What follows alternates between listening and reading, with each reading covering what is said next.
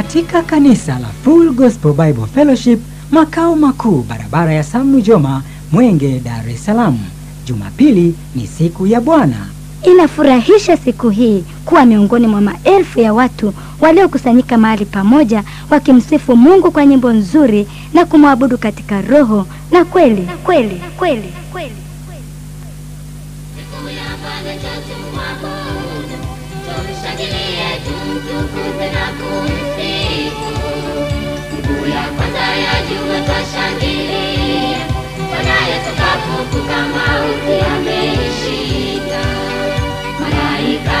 Shuka kutoka juu, akalivingirisha jiwe na akalikalia. Walinzi wote nao walitetemeka, kwa wingi wa hofu wakawa kama wafu kabisa.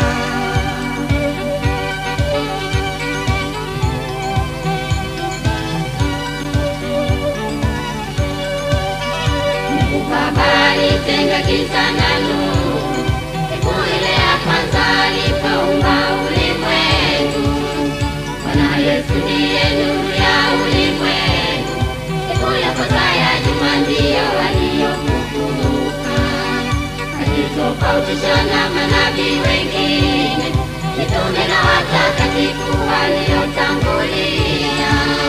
Kumbuko la wote waliokwisha kufa, katika imani watafufuka kwenda mbinguni. Siku ya Bwana tunaishangilia na kuifurahia. Amefufuka kayafanya mambo yote, yamekuwa mapya, tusema hii ni siku ya Bwana. Katika kaseti hii utasikia mafundisho ya neno la Mungu katika siku mojawapo ya Bwana, yakiletwa kwetu na askofu mkuu wa kanisa la Full Gospel Bible Fellowship, Askofu Zakaria Kakobe.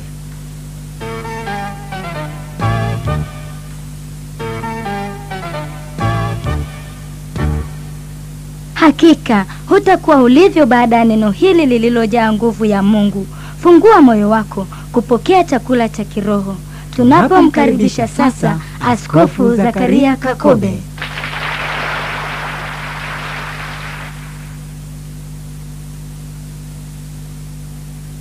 Mungu mwema, tuko mbele zako tena siku nzuri ya leo. Watoto wako wakati wote tunapokuja mbele zako tunakuwa na kiu na shauku ya kusikia kutoka kwako. Baba yetu wa mbinguni, una maneno gani ambayo unataka tuyafahamu? Wewe kwetu ni mshauri wa ajabu. Tuna haja kusikia maneno ya washauri, ya wafariji, wenye kutabisha.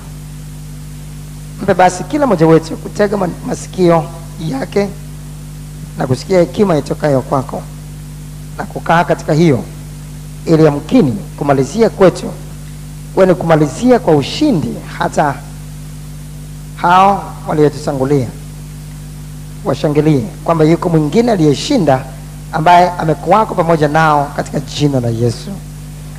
Asante Mungu mema, kwa sababu Roho Mtakatifu sasa utayatwaa yaliyo ya Kristo na kutupasha habari, ili yamkini tuifahamu habari hiyo ambayo unataka tuifahamu na kuiamini na kuitendea kazi. Na Roho Mtakatifu tufundishe yote sasa, tukumbushe yote tena, tuongoze na kututia kwenye kweli yote, katika jina la Yesu. Asante Mungu mwema, kwa sababu umesema ombeni nanyi mtapewa. Tumeomba na hivyo tunajua tumepokea, katika jina la Yesu. Amen. Vema sana. Somo letu siku nzuri ya leo lina kichwa wingu kubwa la mashahidi wanaotuzunguka. Wingu kubwa la mashahidi wanaotuzunguka. Waebrania sura ile ya 12 mstari wa kwanza. Waebrania sura ya 12 mstari ule wa kwanza.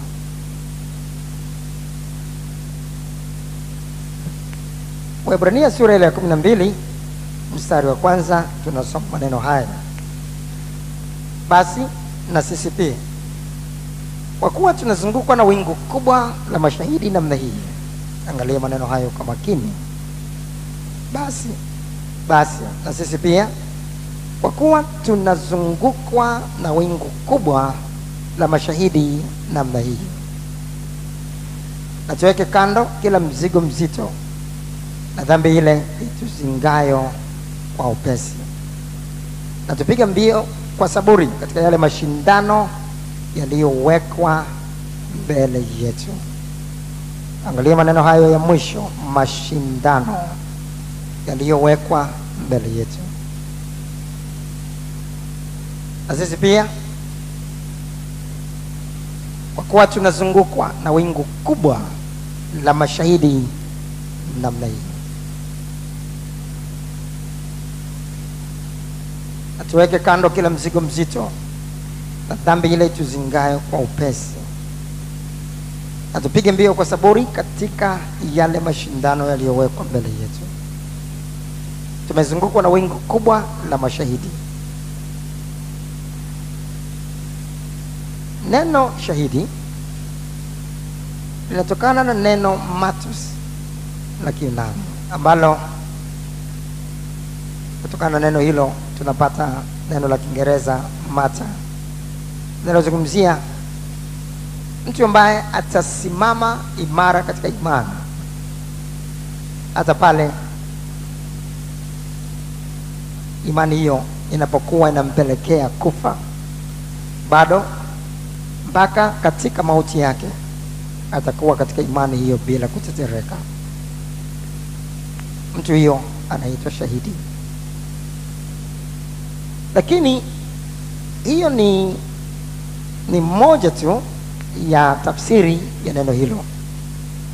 Tafsiri nyingine za shahidi zinaambatana na hilo ambalo tumekwisha kulizungumzia. Ni kama vile kunakuwa na nyongeza, na nyongeza hizo kwa ujumla wake wote sasa ndio zinawafanya hawa kuitwa mashahidi.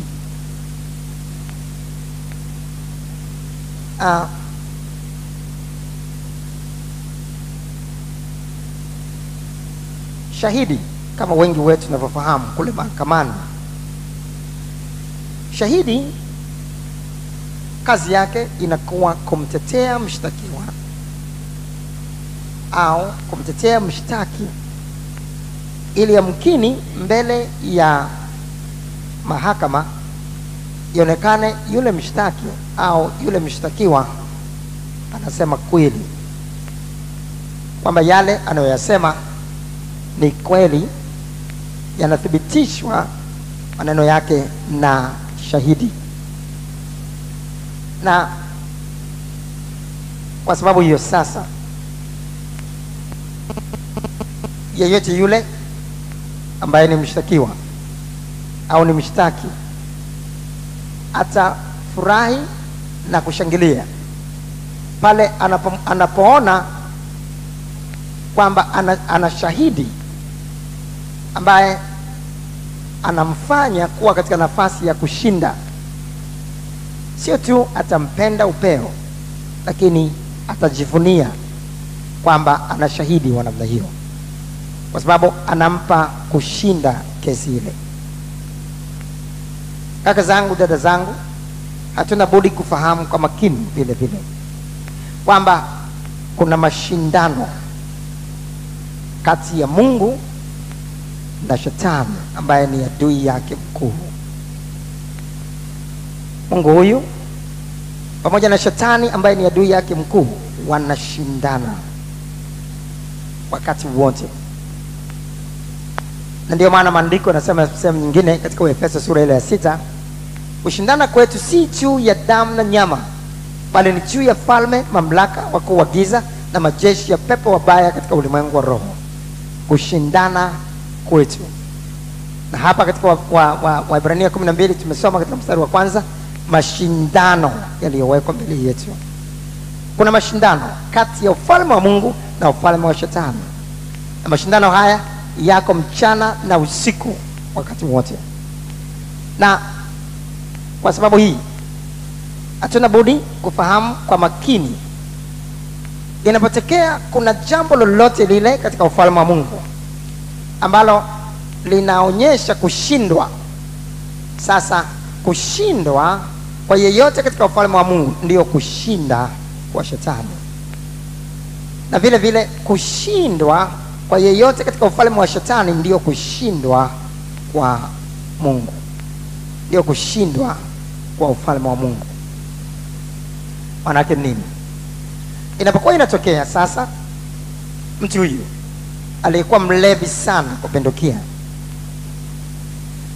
mtu huyu aliyekuwa mchawi, mganga wa kienyeji kupindukia, amebobea katika dhambi, anaamua sasa hataki dhambi tena, anatubu dhambi zake kwa kumaanisha kuziacha na kuokolewa.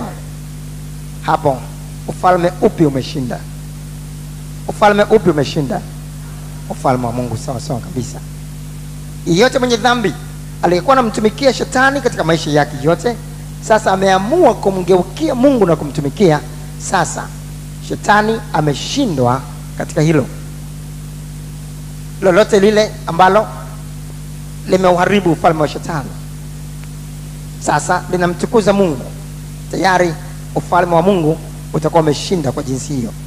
Upande wa pili vile vile, kukiwa na mtu aliyekuwa ameokolewa, akiona bidii, akiona ni mtendakazi wa Bwana, natoka huko na kule kushuhudia, sasa amerudi nyuma, ameacha wokovu kabisa. Ufalme upi umeshinda? Ufalme upi umeshinda? Wa Shetani. Sawa sawa kabisa. Kwa hiyo usiku na mchana mashindano haya yapo kwa kila tendo tunalolifanya, kwa kila jambo tunalolifanya katika maisha yetu ya wokovu. Lazima tujue yako mashindano katika ulimwengu wa roho kati ya Shetani na Mungu, na lolote lile tunalifanya lazima tuangalie, je, hili litamtukuza nani? Litamfanya nani aonekane kushinda? Nikisema maneno haya, nikitenda matendo haya, je, itamfanya nani aonekane kushinda? Je, ni Shetani au ni Mungu? Tunapokuwa tunafanya sasa mambo yoyote yale ambayo yanampa Mungu kushinda, tunakuwa mashahidi wa Kristo. Lakini kuna kitu cha ziada katika ushahidi huu. Wako watu wengi ambao kwa kutokuelewa wanafikiri Mungu anatukuzwa zaidi katika wakati ule ambapo tunapata mambo mema na mazuri tu. Kwa hiyo watu wanafikiri shuhuda zinazomtukuza Mungu zaidi ni zile ambazo tunasema, nilikuwa maskini lakini sasa hivi nina magari matatu na magari manne, nilikuwa sina pesa sasa ni milionea, nilikuwa sina nyumba sasa na nyumba 10. Ni kweli, ni shuhuda nzuri. Mambo mema ni mazuri kuyapokea, ni kazi ya Mungu. Kwa hayo aliyoyafanya anastahili kutukuzwa. Lakini yanayomtukuza Mungu zaidi kuliko hayo ni pale ambapo tuna matatizo mazito magumu katika maisha yetu, lakini katikati ya matatizo hayo bado hatujatetereka, bado tuko katika imani. Tunapokuwa tunazungumzia kwamba sasa hivi nina pesa, namshukuru Bwana nimejenga nyumba, namshukuru Bwana sasa na magari matatu, pamoja na uzuri wa shuhuda hizi, lakini hazifanyi kwa waziwazi kile tulicho nacho kionekane ni bora sana kuliko kile kilichoko katika imani nyingine zote. Kwa sababu tukizungumza kwa mfano juu ya utajiri, tajiri wa kwanza duniani anaitwa Bill Gates. Huyu ndio bilionea wa kwanza duniani. Ni mtu ambaye hamjui Mungu kabisa, ni mtu ambaye hajui wokovu kabisa, mtu ambaye yuko mbali na imani ya wokovu, hamjui Kristo tunayemtumainia. Kwa hiyo tunapokuwa tunazungumzia kwamba Bwana amenitajirisha, Bwana amenipa hiki na kile. Ndio, bado tajiri wa kwanza duniani ni mtu asiyemjua Mungu.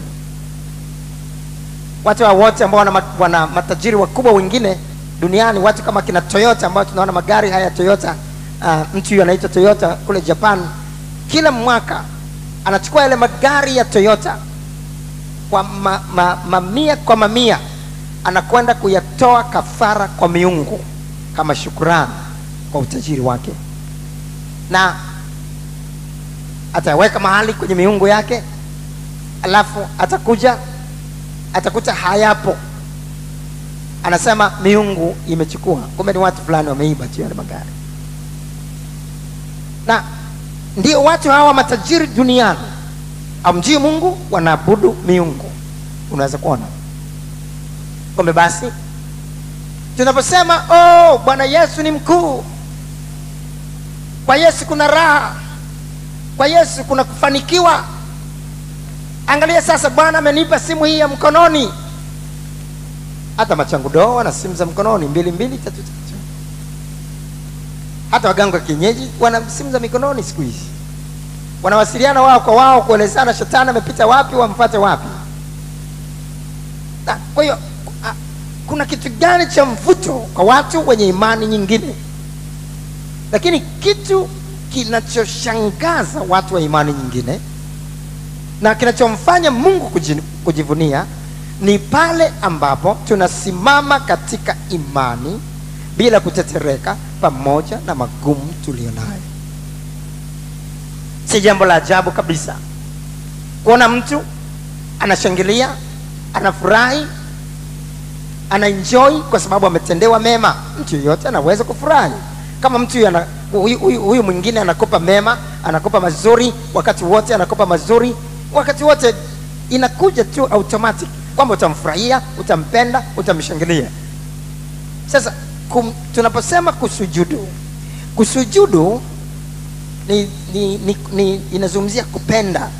Lakini ndio maana unaweza kusikia watu wengine hata katika Kiswahili cha kawaida wanasema fulani yule anamsujudu sana mtu fulani.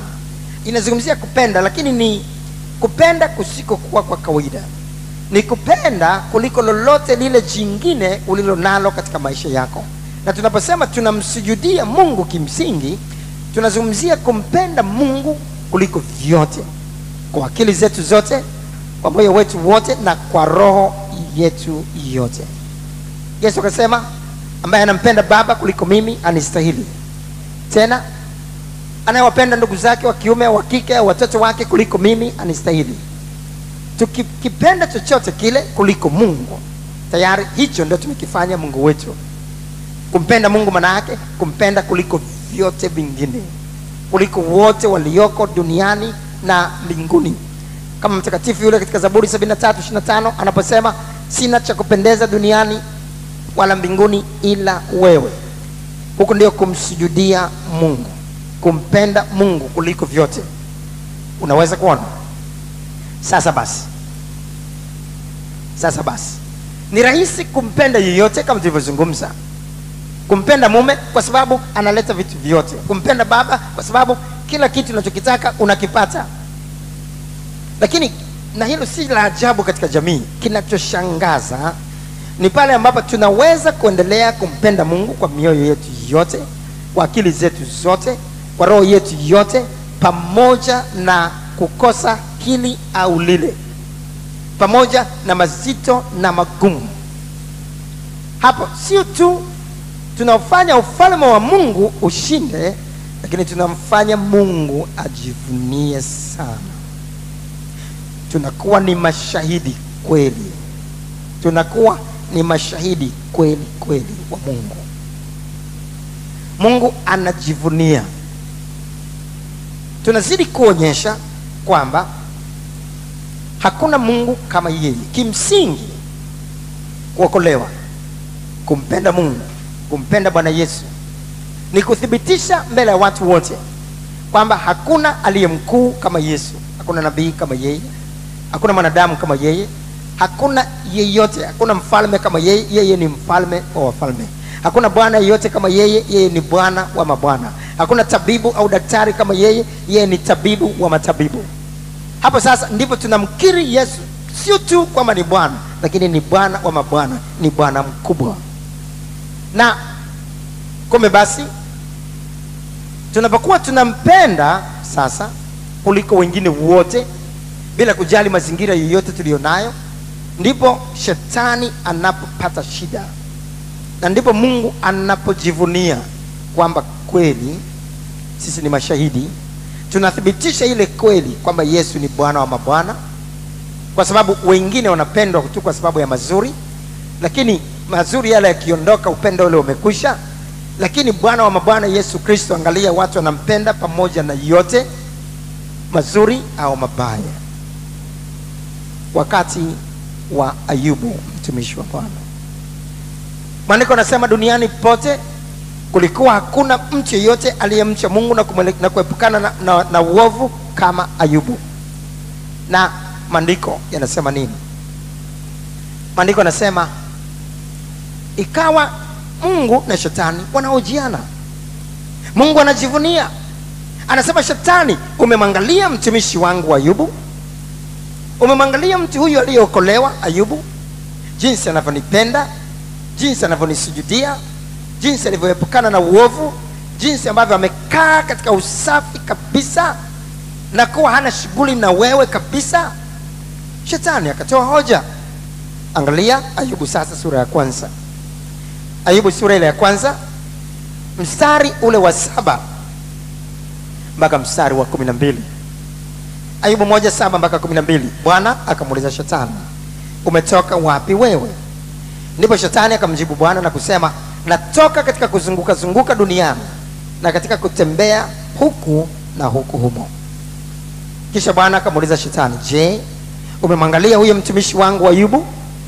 Kwa kuwa hapana mmoja aliye kama yeye duniani, mtu mkamilifu na uelekevu, mwenye kumcha Mungu na kuepukana na uovu. Umemwangalia huyo mtumishi wangu, anajivunia, anajivunia. Umemwona huyo mwanangu? Umemwona huyo mwanangu jinsi alivyoshinda mtihani akawa wa kwanza kuliko wote? Anajivunia. Umemwona mtumishi wangu Ayubu? Shetani akatoa hoja. Sikiliza hoja anayoitoa shetani. Ndipo shetani akamjibu Bwana na kusema, je, huyo Ayubu yuamcha Bwana bure? Wewe ukumzingira kwa ukigo, yani kwa uzio, kwa fence pande zote, pamoja na nyumba yake na vitu vyote alivyo navyo. Kazi za mikono yake umezibarikia, nayo mali yake imeongezeka katika nchi. Ayubu anakupenda anavyokupenda, anakufurahia anavyokufurahia, anawahi kila ibada kanisani, yupo, anatenda kazi ya Bwana wakati wote. Wakati wote analenga kuwaleta watu kwa Yesu. Wakati wote analenga kuona ufalme wa Mungu na kuwa na kuongezeka, kwa sababu umembarikia tu. Mali zake zimeongezeka, kazi zake umezibarikia, vyote viko safi, kuna ulinzi mkubwa juu ya mali zake, salama salimini. Ndiyo maana anakupenda. Hicho si chochote. Sikiliza hoja shetani. Anasema yeyote akifanikishwa hivyo, yeyote akibarikiwa hivyo, yeyote kazi zake zikibarikiwa, yeyote akawa mzima wakati wote, akawa hana matatizo, yeyote akifanikiwa katika mambo yake yote anayoyafanya, lazima inakuja automatic, atampenda huyo anayemfanikisha. Kwa hiyo hilo hakuna ajabu, hilo sio changamoto. Unasikia? Anasema sasa Mungu, anasema sasa shetani, ebu nipe ruhusa niyaguse yaliyomo ndani mwake, niuguse mwili wake, niguse kazi zake, niguse mali zake, nizitoweshe, niziondoshe, nimpe magonjwa, nimpe mateso, halafu uone. Unasikia? Anasema hivi, lakini nyosha mkono wako sasa uyaguse hayo yote aliyo nayo, naye atakukufuru mbele za uso wako. Atakukufuru tu kabisa. Ndio kilichotokea ni nini sasa? Mungu akiwa anajivunia sana juu ya Ayubu, akisema huyu kweli, huyu atanikufuru, huyu atanikufuru, huyu atanikufuru kweli. Huyu hawezi kunikufuru kwa sababu kuna chochote kile cha kuchukua. Chukua nione kama atanikufuru. Tuone nani mshindi. Unaangalia mashindano haya? Unaangalia mashindano haya? Ndio, yalete magonjwa kwake. Tuone. Chukua vyote alivyo navyo. Tuone nani mshindi, mimi au wewe. Biblia inasema shetani akatoka mbele za uso wa Bwana. Ukiona mistari inayofuata katika sura ile ya kwanza mpaka mwisho na sura ile ya pili mwanzoni, tayari mali zake zote zikaanza kupukutishwa. Mifugo kila namna, kila kitu kikapukutishwa, kikaondoshwa, kikateketezwa. Hatimaye watoto wote 10 wa Ayubu wakafa kwa siku moja. Baada ya watoto wote 10 wa Ayubu kufa kwa siku moja, hatimaye sasa akaanza kumshughulikia Ayubu kwa magonjwa. Akaleta majibu mabaya sana. Akaleta kila namna ya mateso na mauti juu ya Ayubu. Akawa yuko katika hali ya kufa. Maandiko yanasema ukisoma sura kadhaa katika Ayubu, hali ikawa mbaya. Sio tu mke wake alimuona ni kinyaa kwamba hawezi kukaa karibu na yeye, mpaka watumishi wa nyumbani. Ikawa ni mzozo wa kila namna. Marafiki zake Ayubu walikuwa wanampenda mwanzo katika utajiri, katika kufanikiwa. Sasa amekuwa maskini, sasa amekuwa mgonjwa, yuko katika hali ya kufa. Akawa hana mtu wa kumfurahia. Kila mmoja akawa kinyume chake. Na kila mmoja anambeza. Katika mazingira ya kubezwa, mwanamke huyu ambaye ni mkewe Ayubu akamwambia, Ayubu, wewe ni mtu wa namna gani? Na mateso yote haya ulionayo, bado umekazana tu. Uko na utimilifu wako siku zote. Bado tu umekazana. Mkufuru Mungu ukafe.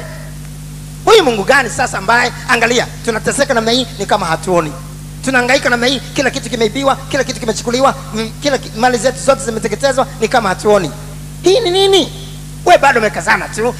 Jina la Bwana libarikiwe. Bado umekazana kwamba hakuna Mungu kama yeye. Bado umekazana, yeye ni Bwana wa mabwana. Bado unaendelea kumsifu tu. Mkufuru Mungu ukafe. Ikawaje? Ayubu anajibuje? Angalia Ayubu sura ile ya pili, mstari wa 7 mpaka mstari wa 10. Ayubu 2:7 mpaka 10. Basi shetani akatoka mbele za uso wa Bwana, akampiga Ayubu na majibu mabaya, tangu wayo wa mguu hata utosi wa kichwa. Naye akashika kigae cha kujikunia, akaketi majivuni. Ndipo mkewe akamwambia, je, wewe hata sasa washikamana na utimilifu wako? Anachukua kigae cha kujivunia na majivu, anajaribu kujikuna, kunawasha kila mahali, anajikuna, halafu na kuweka majivu, kujaribu kupoza hiyo hali nzito. Ikawaje sasa akijaribu kupoza hiyo hali nzito aliyokuwa nayo? Ndipo mkewe akamwambia, je, wewe hata sasa washikamana na utimilifu wako? Umkufuru Mungu ukafanya nini? Ukafa. Mungu wa nini? Na mahangaiko yote ulionayo bado umekazana tu. Yesu anaokoa, Yesu ana uwezo, hakuna Mungu kama yeye. Bado umekazana ya nini?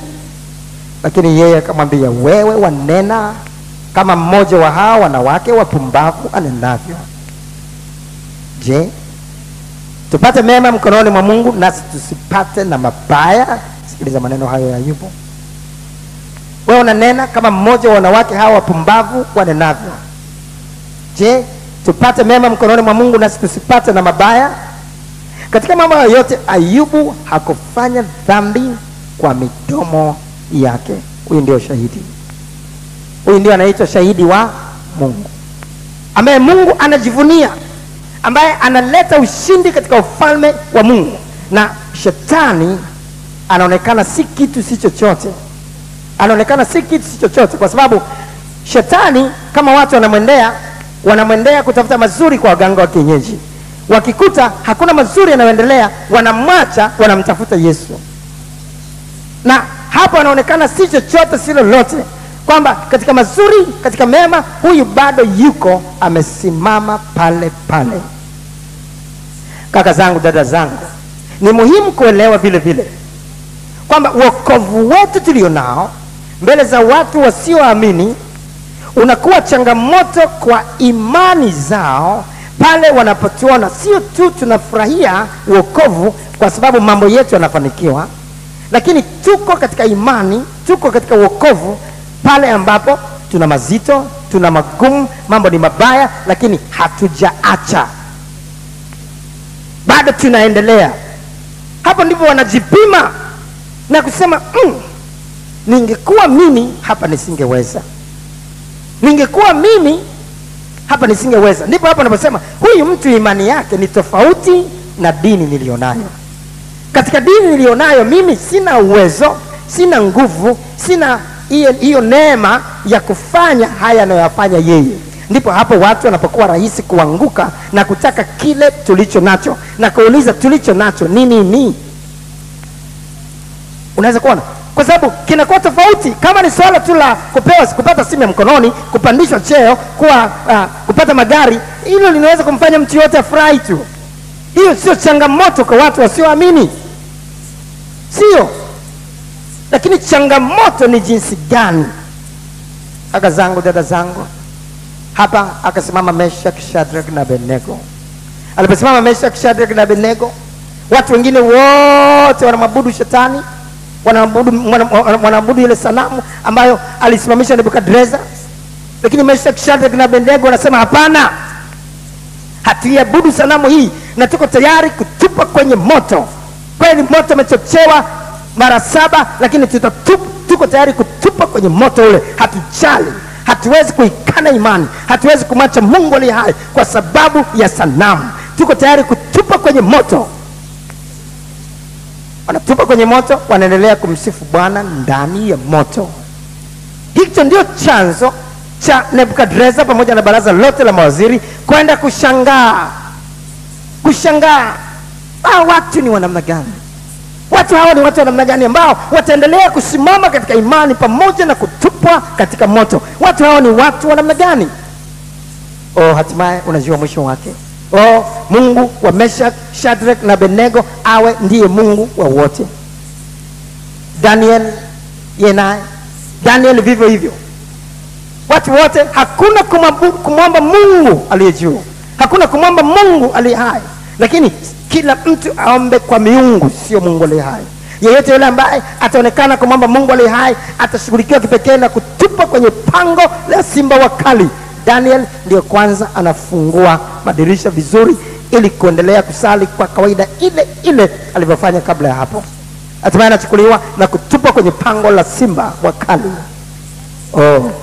Bila shaka Daniel alipokwenda katika pango lile la simba, anafurahi, anashangilia, anaenjoy, anaimba nyimbo za kumsifu Bwana na anatupa kwenye lile pango la simba, anaenjoy.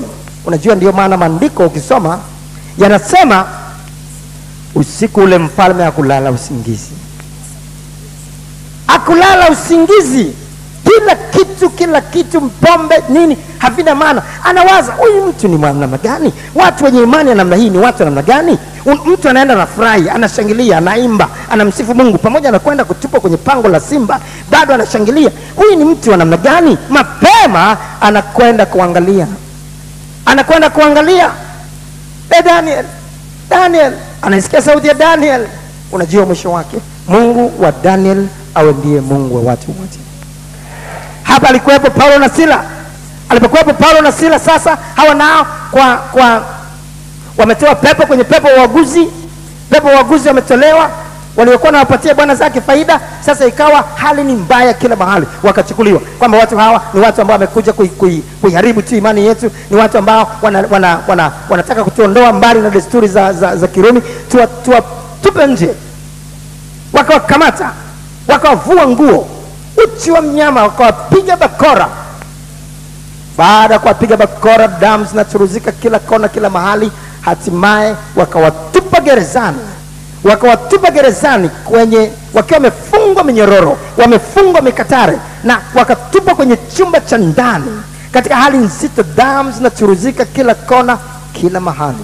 Na unajua matokeo yake, Biblia inasema Paulo na Sila wakiwa wanachuruzika na damu na minyororo minyororo mikononi, miguuni, wamefungwa kwenye chumba cha ndani, wametiwa kwenye chumba cha ndani. Chumba cha ndani ni chumba cha majambazi sugu, majambazi korofi, ambao haitakiwi tu kuweka mahali pa kawaida, ni mahali pa ndani sana kiasi kwamba wanaweza kutoroka. Wameonekana ni majambazi sugu wabaya, wametupa hapo. Maandiko nasema Paulo na Sila wakamwimbia Mungu nyimbo za kumsifu, pamoja na damu kutiririka, pamoja na minyororo miguuni na mikononi, wanamwimbia Mungu nyimbo za kumsifu, pamoja na hali nzito, hali ngumu kila mahali. Wamepigwa, wamedhalilishwa, wamevuliwa nguo, uchi kila mahali. Maandiko nasema wafungwa wengine wakawa wakiwasikiliza. Kimya. Wafungwa wengine majambazi, wafungwa wengine wezi, kimya, mzaha mno, wanatafakari hawa watu ni watu wa namna gani? Bila shaka wana kitu ambacho hatunacho sisi. Kwa kawaida, katika hali ya kawaida, ungetarajia mtu kuanza kumlani Mungu, na ndivyo watu wengi wanavyofanya. Huyu Mungu namna gani? Nimeokoka kweli au sijaokoka? Kweli mimi nimeokoka, mbona ananipata haya? Hivi kweli mimi ni mtumishi wa Mungu, nimeitwa au sijaitwa? Mbona ananipata haya? Mungu, mbona uangalie watu wako? Mungu, mbona ushughuliki na watu wako? Mungu, mbona ushughuliki na watu wako? Angalia ninavyodhalilika kiasi hiki. Bwana, onekana. Bwana, dhihirika. Bwana, shughulika na watu hawa, uwakomeshe. Hizo ndio sala za kawaida zilizokuwa zinatarajiwa, lakini watu hawa wanamwimbia Mungu nyimbo za kumsifu. Unajua matokeo yake? Hata baada ya gereza kutikiswa kwa tetemeko, na hatimaye watu wakatoka nje, Paulo ameongoza wale watu wafungwa wengine wako pale pale. Yule mlinzi akachukua upanga, akaufuta, akataka kujiua, na Paulo akasema usijidhuru, sisi sote tuko hapa, hakuna yeyote ambaye ametoka wala hatutatoka hapa. Bado yule mlinzi wakati hawa watu wamekuwa wanamwimbia Mungu nyimbo za kumsifu katika matatizo hayo. Na sasa gereza limefunguliwa, na bado wako hapa wananiangalia tu. Badala ya kusema tumshughulikie huyu mlinzi ambaye alikuwa anataka tuwepo hapa, tushughulike naye mara moja, wanasema usiogope wala usijidhuru, tuko hapa. Hawa watu ni watu wa namna gani? Unajua mwisho wake mlinzi akasema, Bwana zangu, yanipasa nifanye nini nipate kuokoka?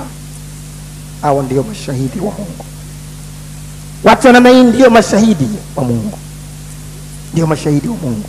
Na ndicho kinachotisha kuliko kile kinachofanya Ukristo leo kuheshimika na kuogopwa kuliko imani zozote nyingine duniani.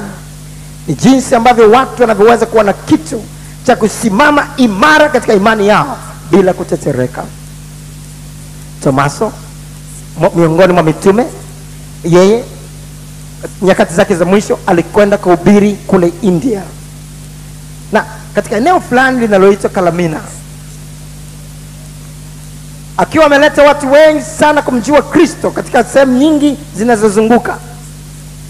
Hatimaye wakaona huyu mtu atafanya watu wote watupe miungu yao na kuiteketeza. Kila mtu anataka kuwa Mkristo. Wakamkamata, wakamtesa kwa mateso mengi, wanamwachia. Wakamtesa kwa mateso mengi, wanamwachia. Wakimwachia pamoja na mateso, anaendelea kuwaleta watu kwa Yesu kama vile hakuteswa. Hatimaye wakamshika tena Tomaso. Safari wakasema basi ni kifo moja kwa moja. Historia ya kanisa la kwanza inasema walichukua mkuki mmoja, wakamchoma kwenye upande mmoja wa ubavu, ukatokea upande mwingine wa ubavu. Wakachukua mkuki wa pili, wakachoma upande mmoja wa ubavu, upande mmoja tumboni, ukatokezea mgongoni. Alafu akawa ananing'inizwa na kama mshikaki, kama ndege aliyewekwa kwenye mshikaki, kama kindege kidogo kilichowekwa kwenye mshikaki tayari kwa kuokwa. Akatupwa kwenye tanuru la moto mkali sana. Historia ya kanisa la kwanza nasema wakati mtume Tomaso yuko na bado hajafa, bado hajakata roho, akawa anawaambia, wakati ule wakiwa na watesa watu namna hiyo, walikuwa nakusanya umati mkubwa sana wa watu, waje waone kwa maana nyinyi mkiokoka mkiacha miungu na kufuata haya ndivyo mtakavyoyapata, ili kuwatisha. Umati mkubwa sana wa watu wamekusanywa, wengine wamesimama juu ya miti ili waone, na Tomaso anazungumza kwa kupaza sauti. Mungu akampa neema kupiga kelele dakika za mwisho, kama Yesu pale msalabani akapaza sauti yake wakati wa mauti yake, na huyo akapaza sauti Tomaso akasema, ninyi ambao mnafikiri mnanikomoa, nawapenda, lakini hamjui mnachokifanya, kwa sababu hapa hiki mnachokifanya sasa hivi mnanisindikiza. Ninakwenda mbinguni, mahali ambapo nyinyi hamwezi kuja. Kule ninakokwenda ni kuzuri kuliko, hata sasa naona mbingu zimefunguka, lakini ninakokwenda nyinyi hamwezi kuja, kwa sababu waabudu miungu wote hawawezi kwenda huko, wenye dhambi wote kama nyinyi hawawezi kwenda huko. Laiti mngejua. Ndio maana sasa ninaweza kuimba, ninaweza kushangilia, na bado namtukuza Mungu aliye hai na mhubiri, na tutamhubiri mpaka sekunde ya mwisho napondoka katika mbele ya macho yetu. Wakati huo mafuta yanapukutika katika mwili, yanapukutika kwa moto, wanasikia sauti ndani ya moto. Historia inasema wale wote maelfu waliokuwa wamezunguka walianguka wote chini, wakasema, hiki kitu ni cha namna gani? Hiki kitu hatunacho katika imani zetu, hiki kitu hatunacho katika dini zetu, hii imani alionayo mtu ni namna gani? Wakaanguka chini, wakaanza kutubu dhambi zao. Historia inasema wale waliokoka wakati wa kufa kwa Tomaso mahali hapo walikuwa ni wengi sana kuliko katika mkutano wowote aliyowahi kufanya katika maisha yake. Miaka michache iliyopita nilikwenda katika eneo lile kule India ambako Tomaso alikuwa anahubiri. Mpaka leo iko imani iliyo hai. Imepita karibu miaka 2000, lakini mpaka leo iko imani iliyo hai katika maeneo yale. Ukikuta Wakristo kule ni changamoto kubwa sana sana sana, wanampenda Mungu kupeo. Hakuna mapambo ya dunia, hakuna kabisa kwa watu wale. Hakuna, ni ukiona wanaomba kweli. Ukiona wanavyoishi ni tofauti kabisa na mazingira ya Uhindu ambayo ni mazito katikati yao.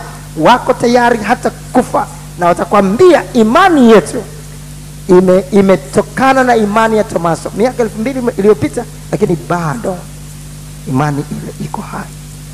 Unaweza kuona kumbe watu wanapata changamoto kutokana na watu ambao wanafanya yale ambayo wao wasingeweza kufanya. Wanafurahi katika mazingira ambayo wao wasingeweza kufurahi. Wanasmile katika mazingira ambayo wao wasingeweza kusmile, wangejaa huzuni tu na mateso na mahangaiko. Hiyo ndio inakuwa changamoto kwa wasioamini kuliko changamoto nyingine yote. Hawapati changamoto kubwa kutokana na tumefanikiwa, kutokana na mambo yetu yananyoka. Hapana, changamoto kubwa wanayoipata ni jinsi gani tunasimama imara katika mazingira ambayo wao hawawezi. Hawana nguvu hiyo, hawana uwezo huo, hawana neema hiyo, hawana imani hiyo, hawana uwezo wa kuwawezesha kufanya hivyo. Na hapa ndipo Mungu anatukuzwa. Hapa ndipo Mungu anajivunia na kusema huyu ni shahidi. Kumbe shahidi anakuwa yule ambaye sio tu anakuwa anafanya kitu ambacho wengine wote hawafanyi. Moja kati ya kuwa shahidi ni kufanya mambo mengine ambayo wengine wote hawafanyi. Wengine wote wanafanya, lakini wewe ufanyi. Ndio hiyo, wengine wote wanafanya, wewe ufanyi. Kwa sababu unampenda Mungu, kwa sababu umemshia Mungu, unakuwa shahidi. Angalia Isaya 43. Isaya 43 sasa mstari wa 12. Isaya 43:12. Nimetangaza habari, nimeokoa, nimeonyesha, na hapakuwa Mungu wa kigeni kati yenu. Hapakuwa Mungu wa kigeni kati yenu, kwa sababu hiyo ninyi ni mashahidi wangu, asema Bwana, nami ni Mungu. Kwingine kote kumejaa miungu, lakini kwako hapakuwa na Mungu wa kigeni kati yenu. Ninyi ni mashahidi wangu, asema Bwana. Unaweza kuona pale ambapo tunafanya kitu tofauti na wale wengine wote wanavyofanya kwa sababu ya kumpenda Mungu, tunaitwa mashahidi, kama ambavyo tunaweza kuona kwa undani wake huko baadaye kidogo. Na tunakuwa mashahidi, na vile vile pale ambapo tunashikilia imani yetu hata ikibidi kufa kwa msingi huo kama tulivyojifunza, ndio tunakuwa mashahidi wa Mungu. Angalia mfano wa mashahidi, Ufunuo sura ya 2. Ufunuo sura ya 2 tunaona juu ya Antipa, shahidi wa Mungu mwaminifu. Ufunuo Yohana sura ya 2 mstari ule wa 13. Na pajua uka hapo, ndipo penye kiti cha enzi cha Shetani, nawe walishika sana jina langu, wala ukuikana imani yangu, hata katika siku za Antipa shahidi wangu mwaminifu wangu, aliyeuawa kati yenu. Hapo akaapo Shetani Antipa, hata katika mambo mazito na magumu namna hiyo, anauawa bado anamsifu Mungu, anauawa bado analihimidi jina la Bwana, anauawa bado yuko katika imani. Antipa shahidi wangu mwaminifu. Stefano yeye naye anapigwa mawe baada ya kutoa injili nzito ambayo iliwafanya watu waliosikia kuchoma mioyo yao. Anapigwa mawe, wakati anapigwa mawe hata anakufa, anaziona mbingu zimefunguka, anamwambia Baba wasamehe kwa sababu hawajui litendalo. Bado anahitaji waokolewe, bado anahitaji waokolewe. Huyo naye anaitwa Stefano shahidi, anaitwa naye Stefano shahidi wa Mungu. Matendo ya Mitume sura 22 mstari wa 20.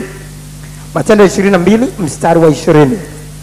Na damu ya Stefano shahidi wako ilipomwagwa, na damu ya Stefano shahidi wako ilipomwagwa, mimi nami nilikuwa nikisimama karibu, nikikubali na kuzitunza nguo zao waliomuua.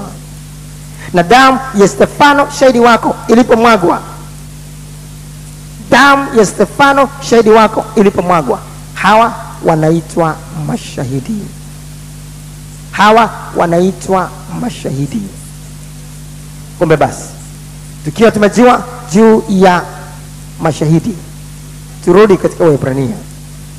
Waebrania sura ya 12 pale tuliposoma mstari wa kwanza, utaona maandiko yanaanza kwa kusema hivi: basi na sisi pia, kuonyesha ni mwendelezo wa yale yaliyotajwa katika sura ya 11 ya Waebrania.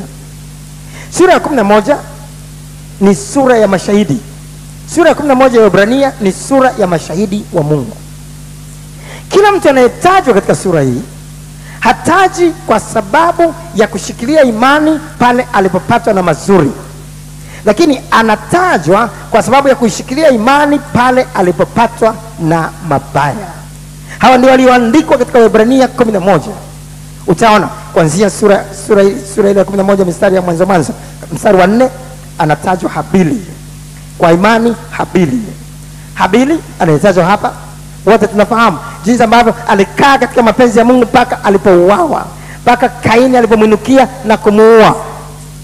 Wakati Kaini ameghadhibika, yeye bado anaenjoy, anafurahi, anachekelea. Wakati anapelekwa uwandani, bado anakwenda na ndugu yake, bado anazungumza tu mema, mpaka anakufa. Habili amesimama imara katika imani mpaka Kaini alipomwinukia na kumuua. Hao ndio mashahidi wanaotajwa katika Waebrania 11. Henoko katika mstari wa 5 alihamishwa asije kaona mauti, kwa jinsi ambavyo alivyoshuhudia kama amempendeza Mungu. Undani sana wa maisha ya Henoko hayazungumzwi, lakini kumpendeza Mungu kwake vile vile, kwa sababu yuko pamoja na Hawa, ni katika mazito, ni katika magumu, ni katika mabaya, bado hakutetereka. Mstari wa 7, kwa imani Nuhu. Tunajua juu ya Nuhu, wakati watu wote wakiwa wanafanya dhambi, wako katika uasherati, Nuhu alisema hapana, hawezi kufanya machukizo kamwe. Yeye na jamaa yake ndogo tu hiyo, wakati umati wa watu dunia nzima wanafanya uchafu na kila namna ya machukizo mbele za Mungu, yeye anatulia kufanya mapenzi ya Mungu. Amefanya kile ambacho wengine wote hawakifanyi, anatajwa kuwa shahidi.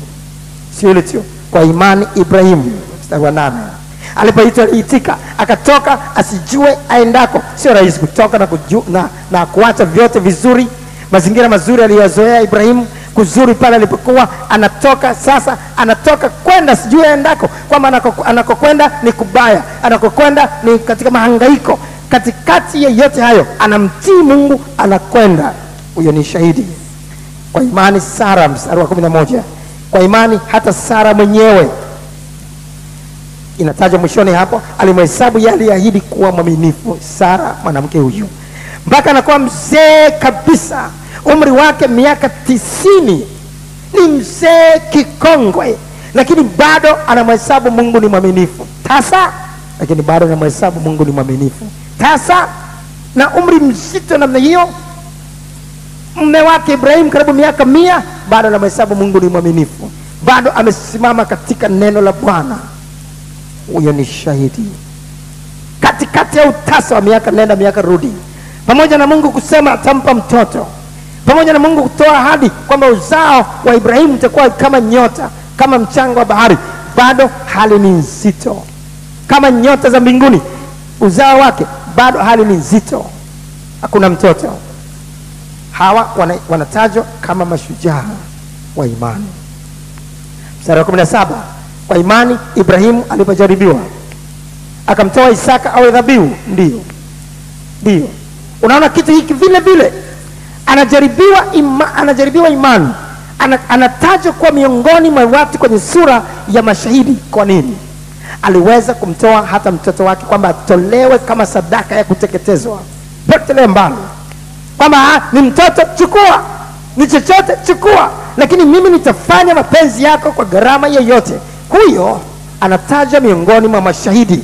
Haikuwa katika mazuri, haikuwa katika mambo mema, haikuwa katika mafanikio, haikuwa katika ndio Mungu yuko pamoja na mimi, mambo ni mazuri yanakunyokea, haleluya haleluya, pilau kila usiku. Mtu yeyote anaweza kumshangilia huyo Yesu wako katika pilau bwana. Mtu yeyote anaweza kumshangilia. Ulichonacho cha ziada ni kipi? Kipi ulichonacho cha ziada?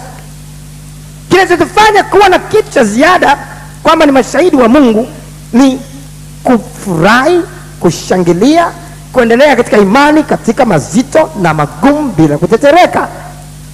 Isaka anatajwa hapo kama mtu wa imani.